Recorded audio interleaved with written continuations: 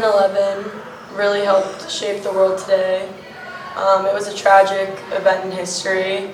It cost a lot of people lives, but it also helped America grow. We should all form together as an entire group to resist terrorism. What I'm only thinking about, first of all, the events itself. In China, when this event happened, I was only about 1 year old. So at that time, I didn't know what was going on. But the news was broadcasted to China, and my parents, my grandparents, all my family members knew about the tragedy. What they felt is really very angry about the events. You know, we shouldn't be. People should not lose their life because of something like this. The events of 9/11, while they were ultimately a tragedy, I feel like it's absolutely allowed for a large amount of,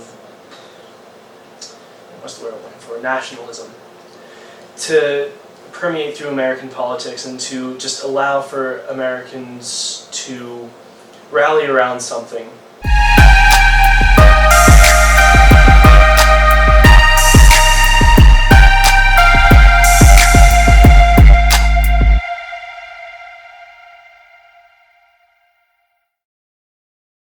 I was in Cleveland with my aunt, and we were at a diner. We were having breakfast, which was early for me that day. But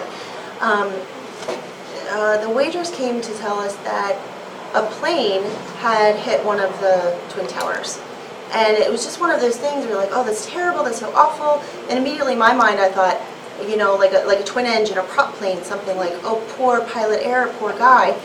And it wasn't too much longer before she came over and said that another plane had hit.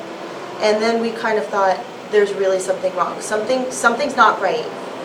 And we went at that point to my aunt, her in-laws, which was pretty close by, and turned on the TV, and started to become very clear what was happening. And it was there, too, that we watched when the news came in about the plane down in Shanksville. But what they hadn't said immediately was Shanksville. They'd only said 70, 80 miles east of Pittsburgh. And in my head, right away I went, oh, that's so far away. And I thought, no, east, come on, think about it. And that's home. Mm-hmm. That's right here. And at that time, there was no way of knowing anything. What did that mean? Did that mean my house? Did it mean my family's house, my friends, UPJ, anything? And as you might know, at that point, the phones didn't work. All the circuits were busy. There was no way to get a hold of anybody. And that was really terrifying to watch something and just have to wait. 9/11, I was, morning of 9/11, I was a teacher, a 9th grade world history teacher in class with a group of 9th grade students when the news struck. I remember it very well. I saw it come up on the internet. I usually have 24-hour news running on my screen when I was in my classroom, and I saw it come up and we turned on the TV, and we watched it as it was unfolding. And then all of a sudden, the phone calls started coming in from parents and administration and so forth, and created somewhat of a panic within the school amongst the students and staff, and rightfully so, given the situation with the events that were occurring on the television. I do recall seeing a lot of students that were in my classroom at the time, which is about 25 to 30, and they were very emotional that they had never experienced anything like this during their lifetime, and nor had I during mine. So we just kind of watched in awe that something like this could happen in the United States of America. I remember being tuned into the Today Show, and just trying to calm my students down, and they were calm and really sober. It was a sobering event for them as they watched this unfold right in front of their eyes, and then all of a sudden we saw the airplane go into the next building, and I'll never forget it as long as I live, because at that point all of the students were grounded. That day, I remember being with my kids on that day. My youngest, who's a senior now, Michaela, was only a year old, or maybe even a couple months old at that time. And my daughter, and I remember going home from work, and I remember talking to my wife on the phone, and at an event like that and a time like that, you want to be with your family. And I remember grabbing my kids and my wife and going to my parents' house after the day was over at school, and just going down there and hanging out with my family. And I think we even spent the night there just because we wanted to be together on that night, and we watched, you know, the cable news and watched all these things unfolded together.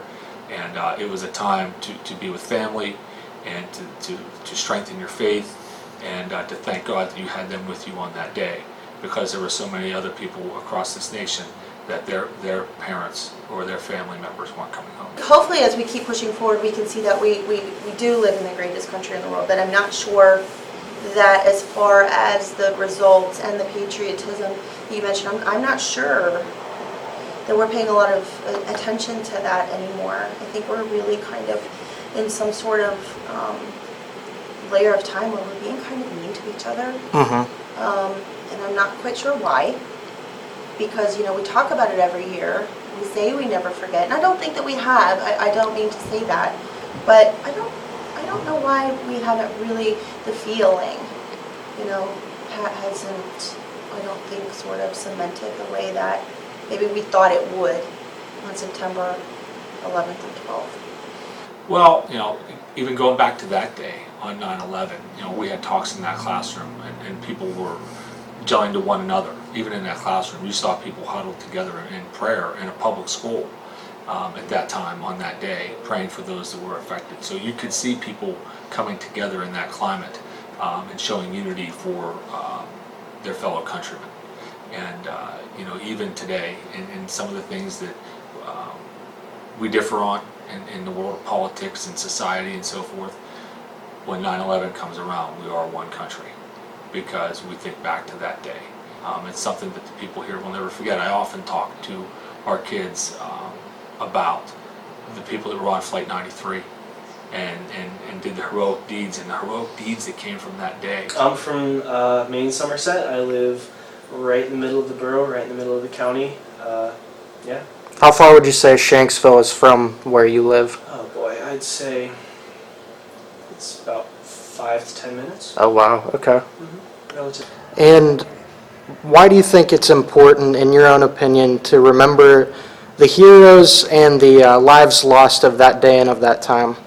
I think it's important because no one on that day deserved to pass away, and people risked their lives to save others. So, I mean, like, they're amazing for that. They deserve for their names to be known. If we forget those victims, we will lose our courage and our will, or our how do you say? We'll lose our will to fight and then to have a strong way to get rid of those terrorists.